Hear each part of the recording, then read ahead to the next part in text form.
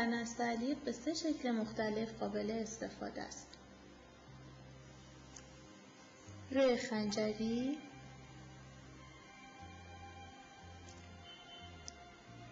ر معمولی یا ر مرغی و ر شمشیری یا ر بلند.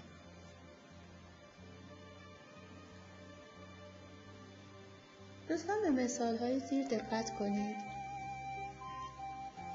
ر خنجری در نستعلیق یا همراه با حرف دال به کار میره،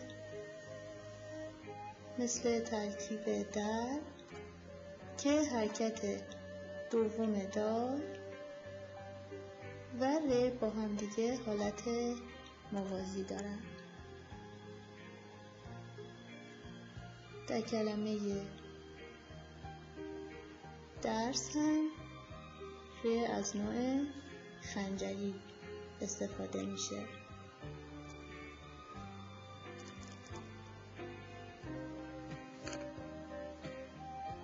در اتصال با کشیده ها هم ر حالت خنجری داره، مثل کلمه سر.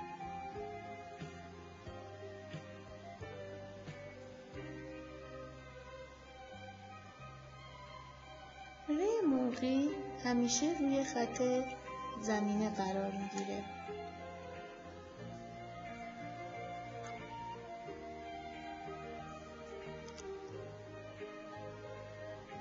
زمانی که تنهاست، مثل کلمه مار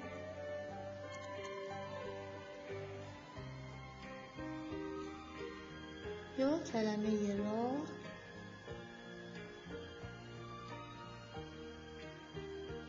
به صورت چسبیده به خط زمینه به کار میره. وقتی هم که به حروف خاصی مثل دندانه ها در ترکیب کلماتی مثل پرنده استفاده بشه، همیشه روی خط زمینه است. دندانه ها میتونه شامل ب، پ، ت، س و ی هم باشه. به این مثال ها دقت کنید. کلمه دیر،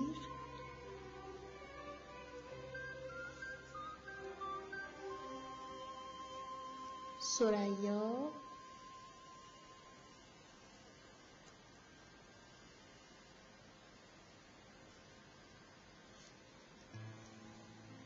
تربیت،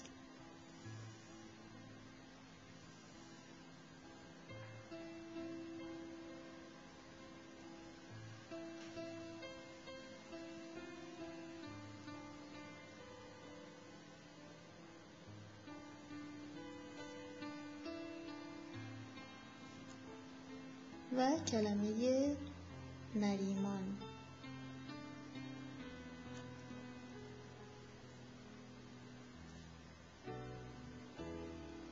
در تمام این مثال ها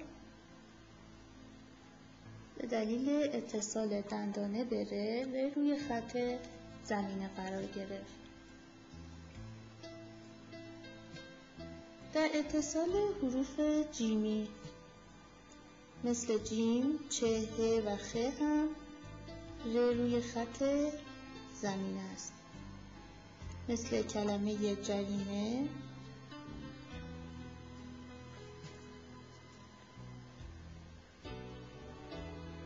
خرد،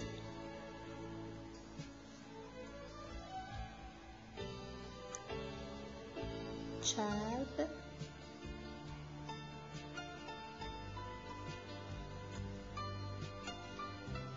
و کلمه حرام.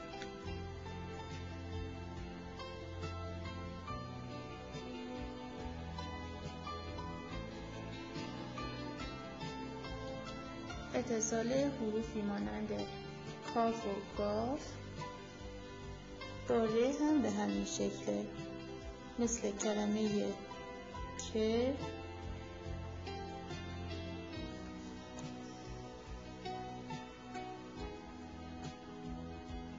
گردش که به دلیل اتصال حرف ر با کاف و کاف روی خط زمینه واقع شده.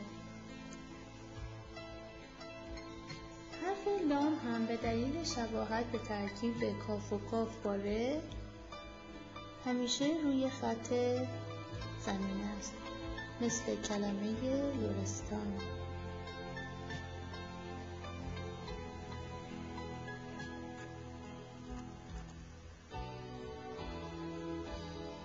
اتصال ر در سایر موارد به حروف دیگر باعث میشه که ر خط زمینه رو قطع بکنه. پس در گروه سوم اتصال سایر حروف به ر باعث میشه ر بیاد پایین خط زمینه، مثل اتصال ف و قاف به ر، ه به ر، میم به ر، سین و شین به ر، عین و غین به ر و اگر حروف جیمی به صورت سربسته نوشته بشن در اتصال با ر به پایین خط منتقل میشه. صاد و زاد به ر و تا و زا. در مورد گروه دوم اگر حرف دیگه‌ای به این حروف اضافه بشه ر خط زمینه رو قطع میکنه. اگر ترکیب پر به پیر،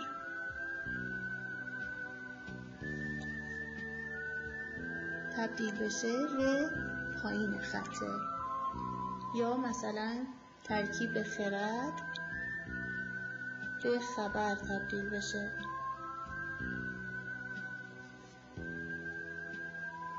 یا گر به کلمه گیر تبدیل بشه ر خط زمینه رو قطع میکنه. برای تمرین بیشتر به مثالهای زیر دقت کنید. در کلمه سنگر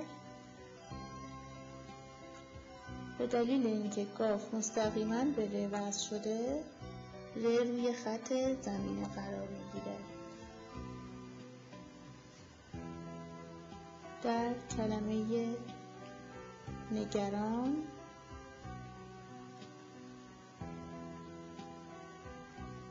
کاف مستقیما به ر مرغی وصل شده و روی خط زمینه است. در کلمه دلیر بین لام و ر حرف ی قرار گرفته، بنابراین ر به پایین خط منتقل میشه.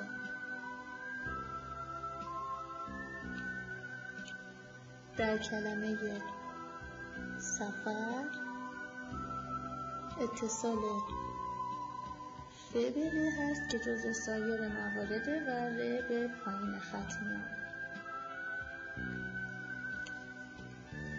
اگر حروف جیمی در وسط کلمه قرار بگیرن در اتصال با ر خط زمینه رو قطع میکنه، مثل کلمه محرم یا کلمه پنجره.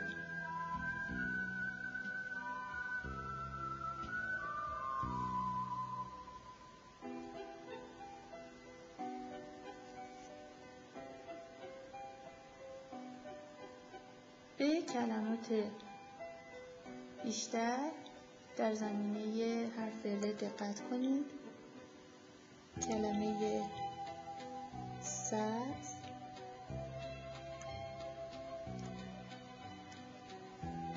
ز پایین خطه،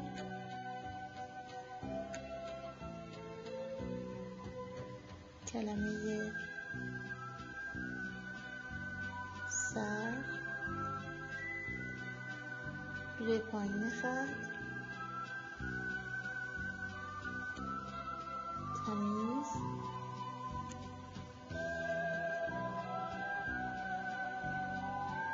مهر، ر پایین خطه،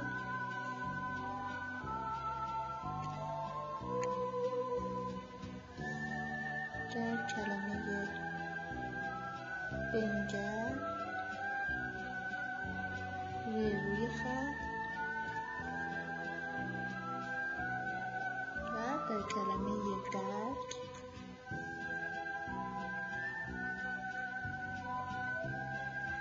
ر روی خط زمینه قرار میگیره. با توجه به مثال هایی که در مورد حرف ر در درس توضیح داده شد، از این به بعد تشخیص انواع ر برای شما کار ساده‌ایه.